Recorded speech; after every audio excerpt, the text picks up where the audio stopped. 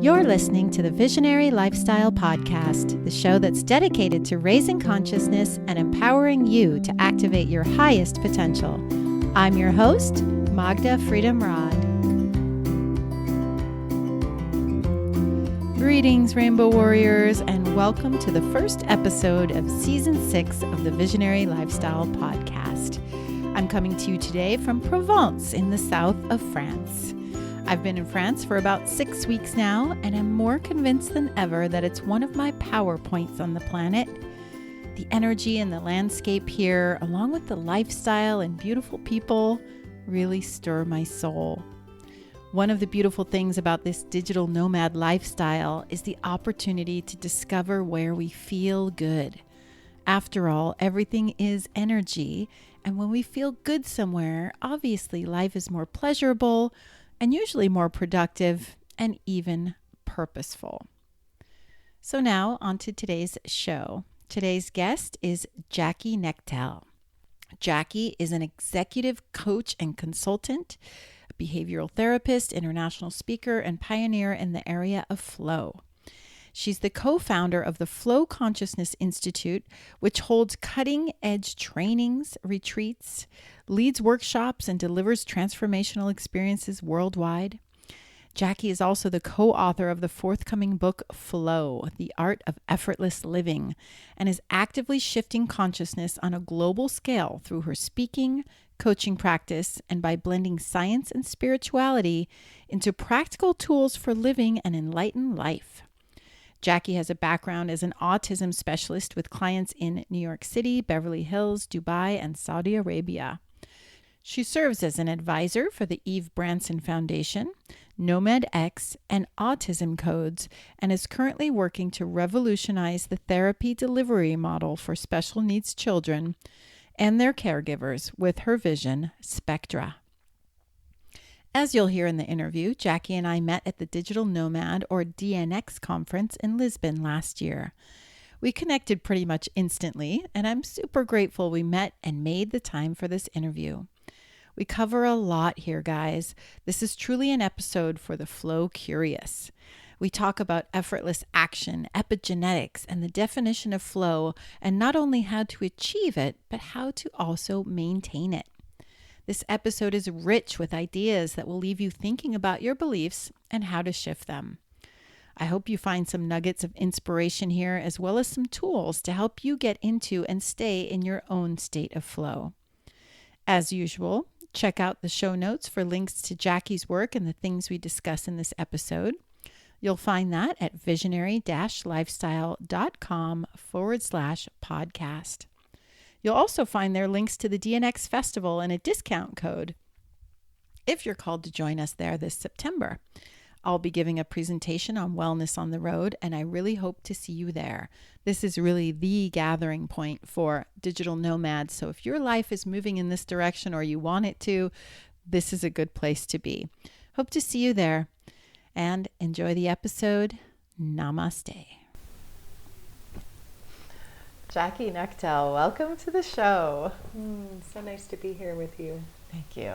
I'm so glad that we're finding time carving out the time for this interview. We are in Lisbon, post DNX conference. Yay! Yes. And you were living within less than probably 50 miles of me in California. And we never met. We had to come all the way to Europe to find each other. That's true. That's true. Although I've only been in California for the last year or so, so potentially we weren't there at the same time. But we were. Okay. Then yes. Yeah. We had to come all the way here. But I think it was a pretty instant. It's like I think you said the other night, love at first sight. Yes. Definite soul connection straight away. And they introduced you on stage and you opened your mouth. I was like, yeah. Tribe, like there's my people. And so you got to MC the DNX conference. Did. And I've already told you this, but I want to go on record as saying this, that I think you did a really great job. And it's the first conference that I've been at where the MC led people through breath work and meditation on the breaks between speakers.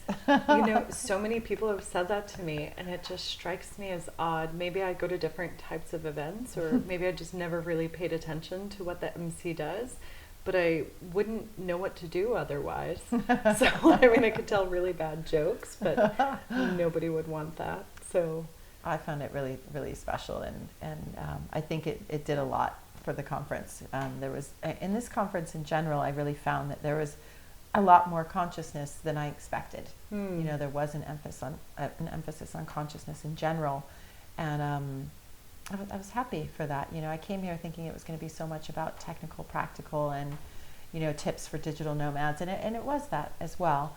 But that first day was really a lot about motivation and all these things that we know and we share, right, with our people. I think it's a reflection of the founders and where they're at on their journey and the things that they're interested in, and what's been helping them in their own consciousness expansion. So they're drawing more of that in to bring to their community. Right. I'm very happy to witness this. Me too. Yeah. It makes me excited thinking about the seeds that are being planted now, and all these people that are, you know, traveling all over the world and working, and how it's going to make their work life better, their personal life better, and, you know, the people that they're going to touch because they're moving around so much.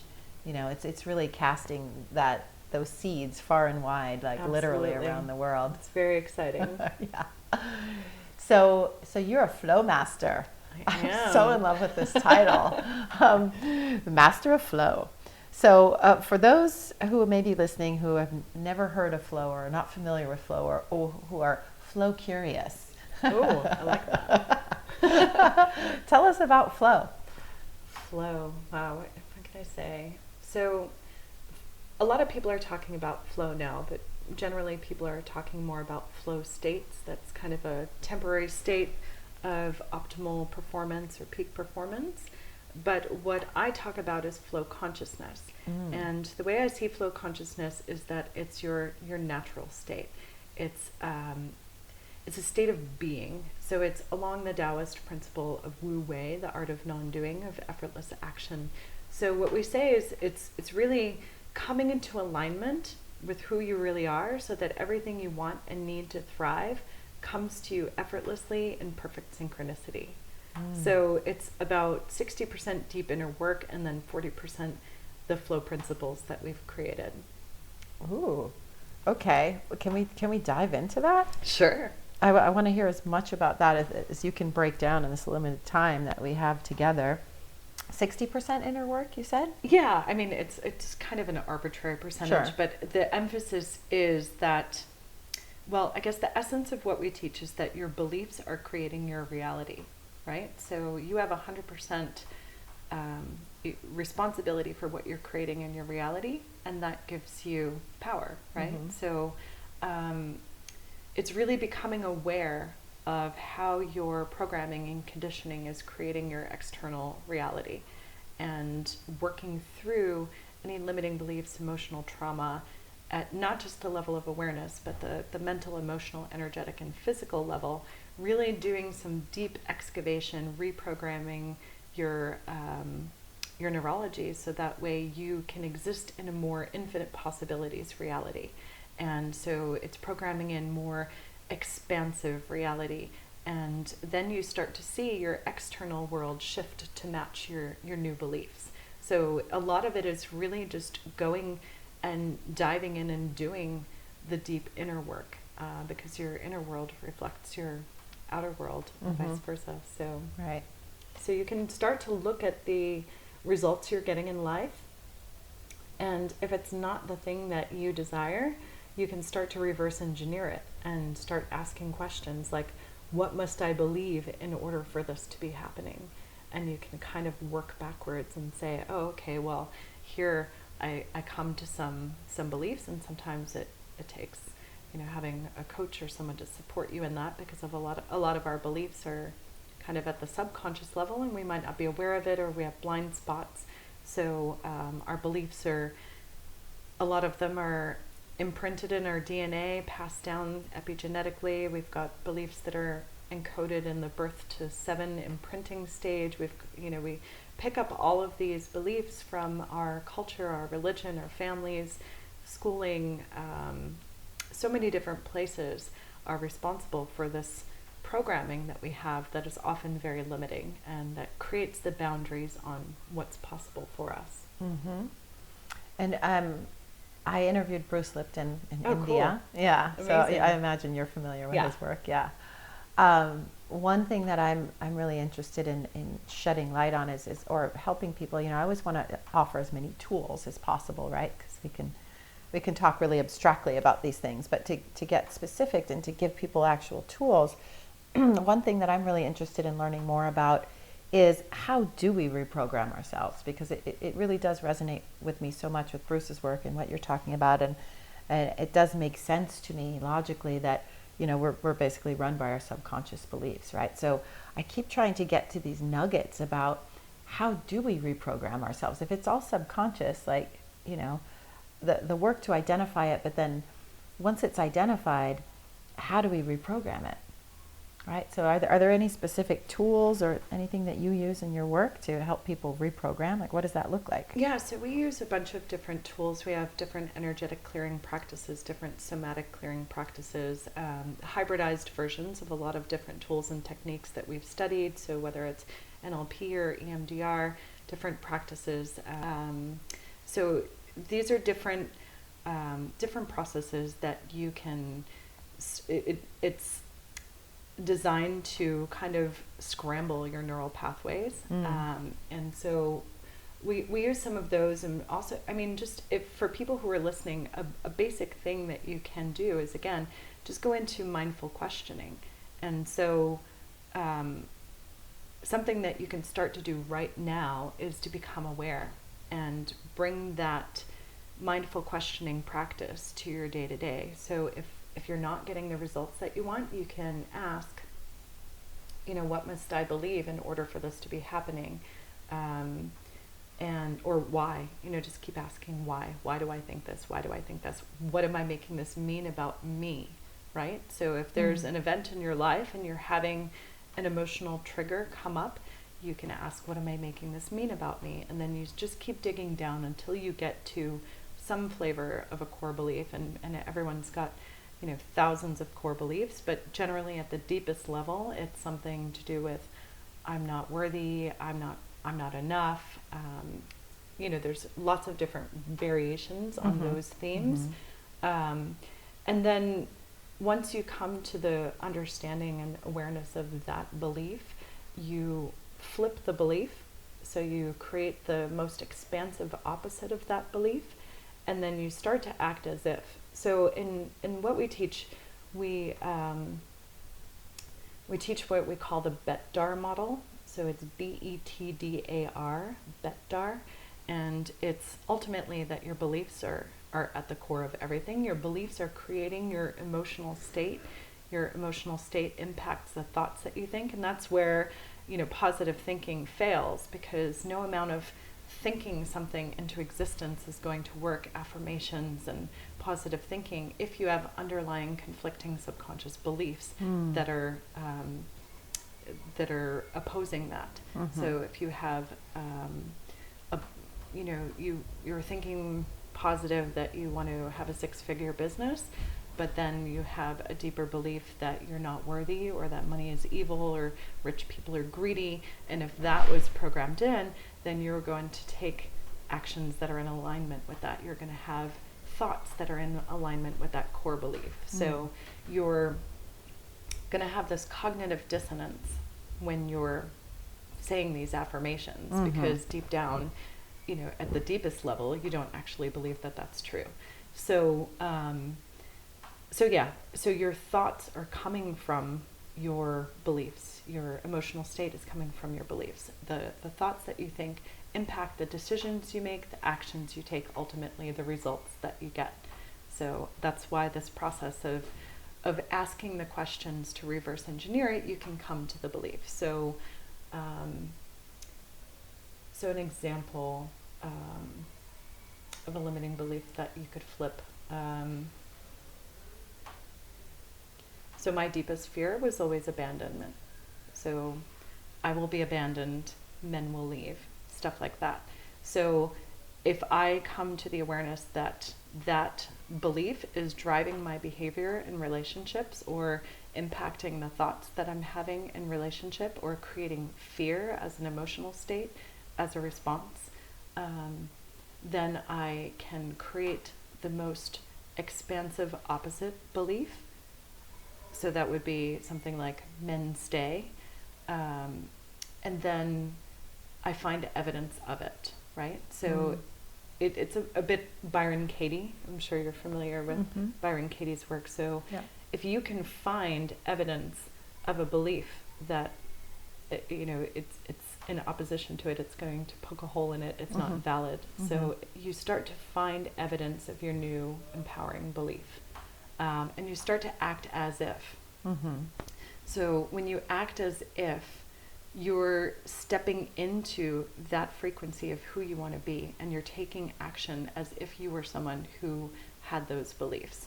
So that's the basic thing that people could start to do right now, is to do the mindful questioning practice, drill down to get to some core beliefs, and then flip it, find the most expansive opposite belief, and then begin to act as if, find and collect evidence of that new empowered belief, and also find models of possibility. That's something that I love to do. So anything that I don't really feel I can do, or I feel is possible, like, even when we were at the conference, everyone says, well, I can't travel, I can't do this because I have kids.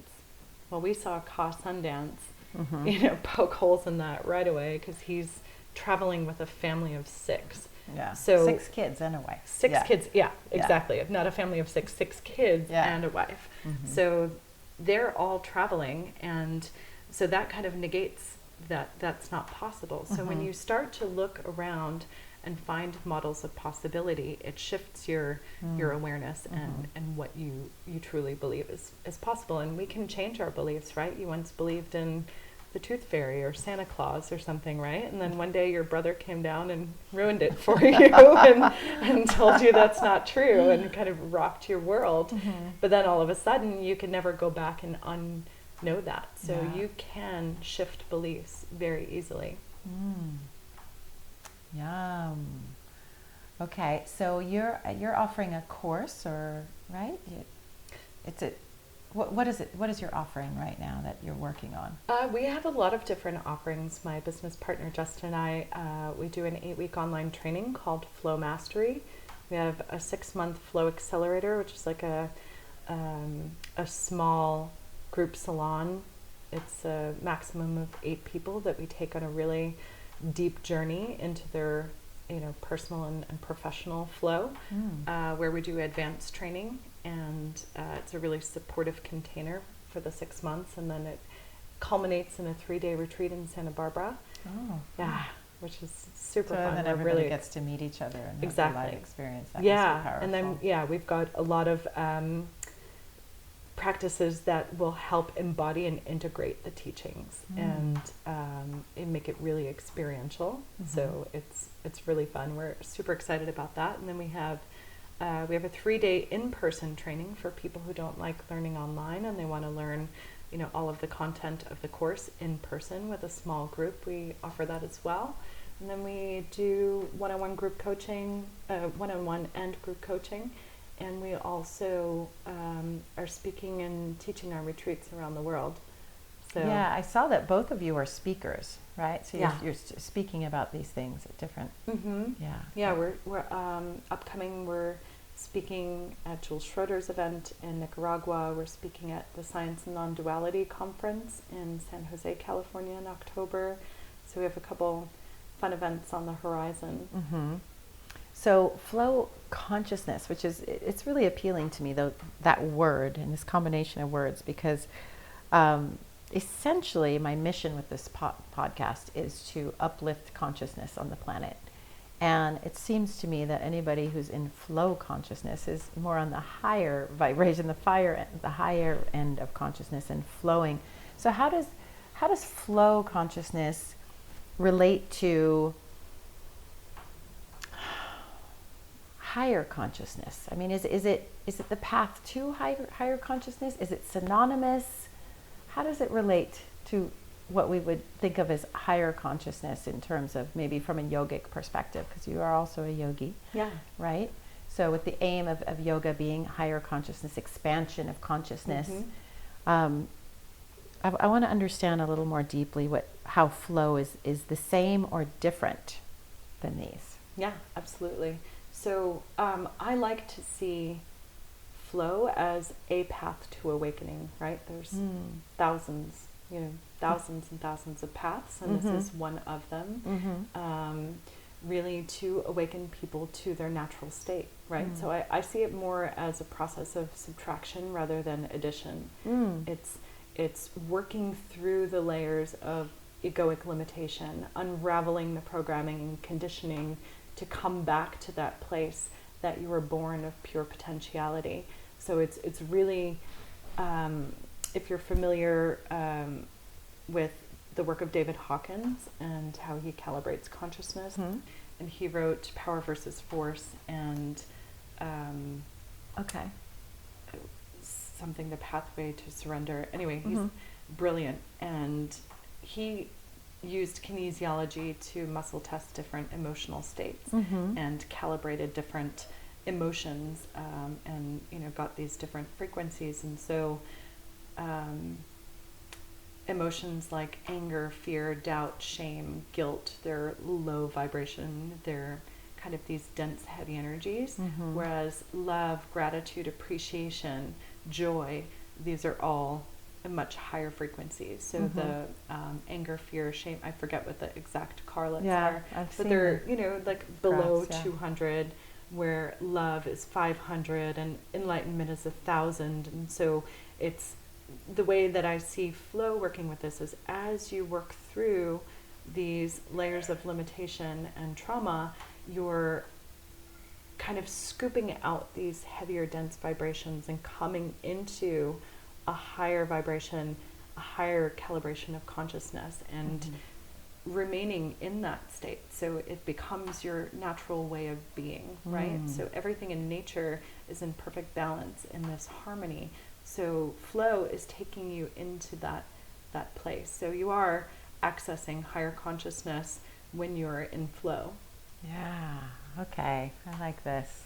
I really like your focus on subtraction rather than addition. This is really interesting. I read something on Instagram probably the other day, and it was something about Zen is not about answering the questions. It's about removing the questions.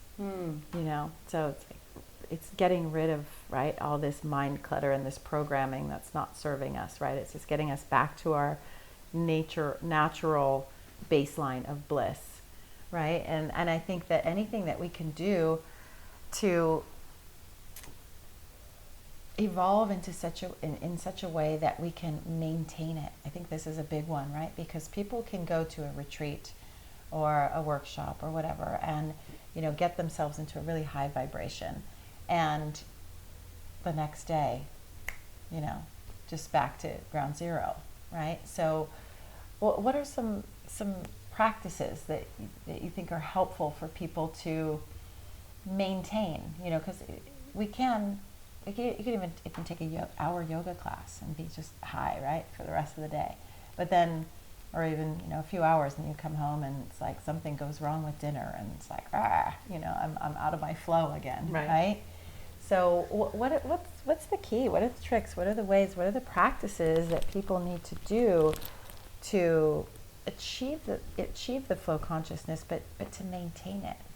Yeah, that's a great question. So again, it comes back to the inner work, because the inner work will help you become responsive rather than reactive, because we're operating from our programming and conditioning, and we get triggered. So the more you can work through those, the more you come to a state of equanimity and balance and calm, and you get to respond, and then it's a choice rather than a reaction.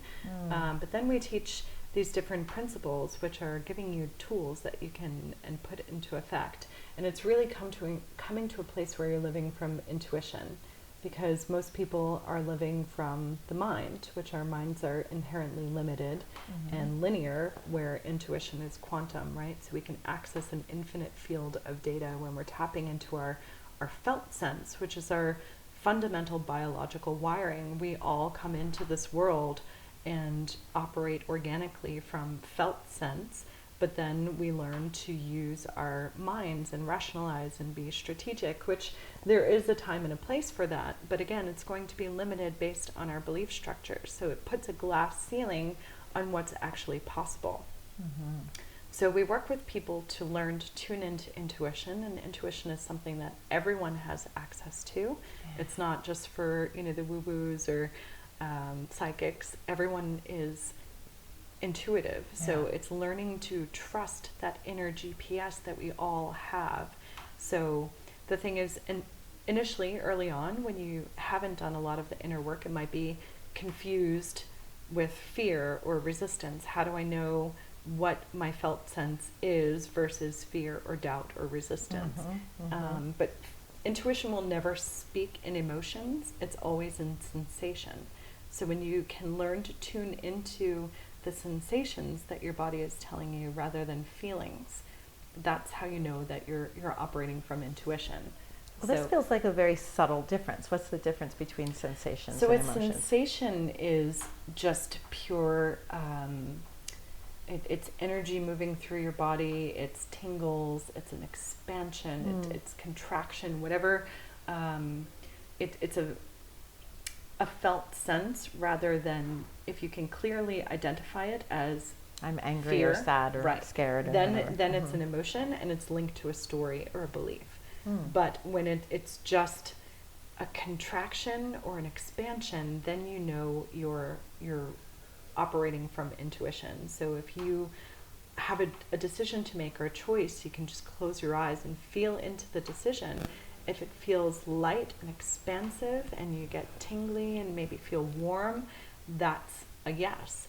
If it feels heavy and contracting and dark, then you know it's a no. But the thing is, like, our bodies know, and then our minds start saying, well, no, you can't do that because you should do this, or X, Y, and Z. And the mind kicks in and starts strategizing, rationalizing, telling you why you can't do such a thing. Or we learned as children not to trust our intuition, because the authority figures would tell us, no, everything's fine, when our bodies were telling us a very different story. So we learn not to trust that. And so a lot of people aren't tuned into it, but it's a practice. It's a skill that can be developed. So when you learn to operate from that place, you access a lot more flow. This is interesting. When you talk about intuition, the first thing, of course, I think about is, well, this is the Visionary Lifestyle Podcast, which is based on the third eye, this is our intuition point. This is the energy center for intuition. So for the third eye, I go to the energetic practices of, doing a third eye meditation or a headstand, things like this, right? I go to the energetic work. So how do you approach connecting people to their intuition? Well, again, clearing out whatever the emotional residue that could be getting in the way, and teaching them to tap into which is which. Through diet is a big one. How does diet relate to this?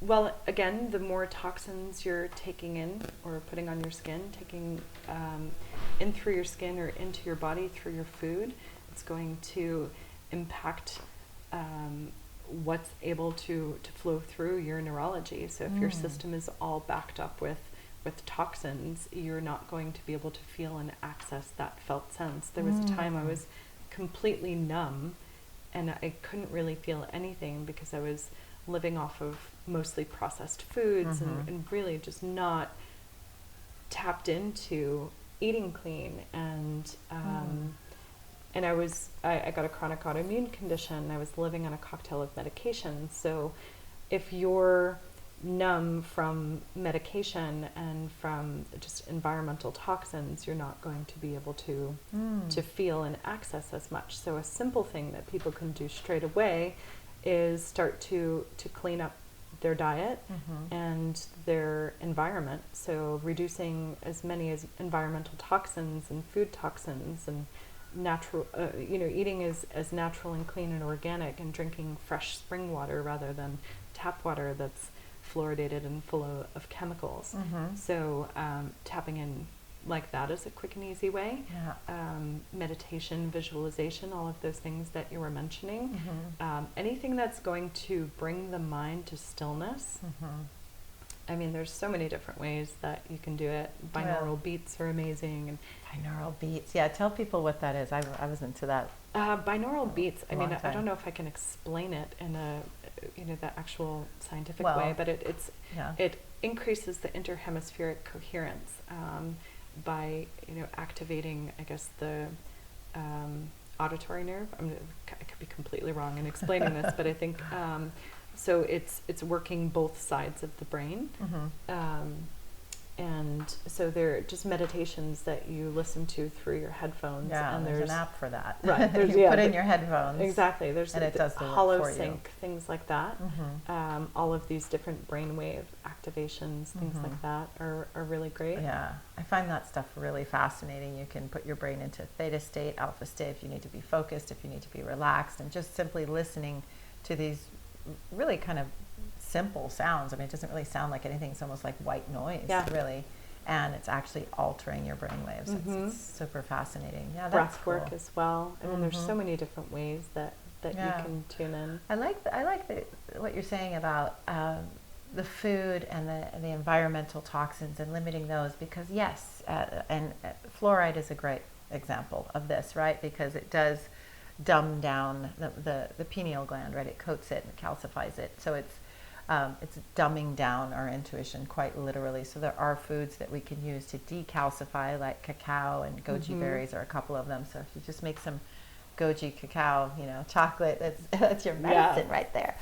But also, you just touched on just briefly, but at something that I hadn't thought so much about, which I find really interesting, is when you talk about the environmental toxins and what you said, not only what you put in your body, but what you put on it. So I used to teach a lot more about this. I used to have a store where I sold cosmetics and things, and I did a lot of education. I educated myself about it and was really shocked about the personal care product industry and how, the lotion that you're slathering on your body, the toothpaste you use, the shampoo, all this stuff has a toxic load on our bodies every day. And that is creating, interference, between you and your intuition, and you being the best you can be in general, yes, healthiest you can be. But the skin is the largest organ, so if you wouldn't eat it, you shouldn't put it on your skin, right? If it has too many chemicals to go in your mouth, then it has too many chemicals to go, in your shampoo or your hair or whatever on your body, right? So that's something that I hadn't thought too much about. That's interesting. Yeah, it's just a simple thing that people can do to start to just to feel more, just to get more in touch with felt sense. And a lot of people operate from compulsions and don't want to feel feelings, so just learning to feel your feelings is one way to recognize, like, okay, this is a feeling, this is a sensation, and getting to know the difference and not doing the things that a lot of people do to numb out. So whether it's working too much or drinking or drugs or sex or whatever it is that people use so they don't have to feel, and then just allowing themselves to start to feel. And then, just some fun ways to play with it. I love to do, these tantric practices are just experiencing fully each one of your senses, right? So, because intuition is the sixth sense. So if you start to really feel your five senses, because we just rush through our days and don't really pay attention to anything so often. Yeah. So bringing mindfulness to everything that you do. So focus on one sense per day. Maybe today's taste, and you really want to taste your food. So take good quality dark chocolate or goji berries or something and put it on your tongue and really feel and taste and sense all of the flavors and all of the notes, and just allow it to roll around your mouth and get present to that sense. Or maybe one day it's you're tapping into hearing, and when you're sitting in meditation you start to listen for all of the subtle sounds in the room, but then you expand the radius of your hearing out. What can you hear that's a mile away, and start to listen for the really subtle things that normally you would miss because you're not paying attention. And each day doing that for a different sense, and really tapping into all of the senses that you have and we use all the time and we take for granted. Right. And that gives you more access than to your felt sense. So how long have you been teaching this?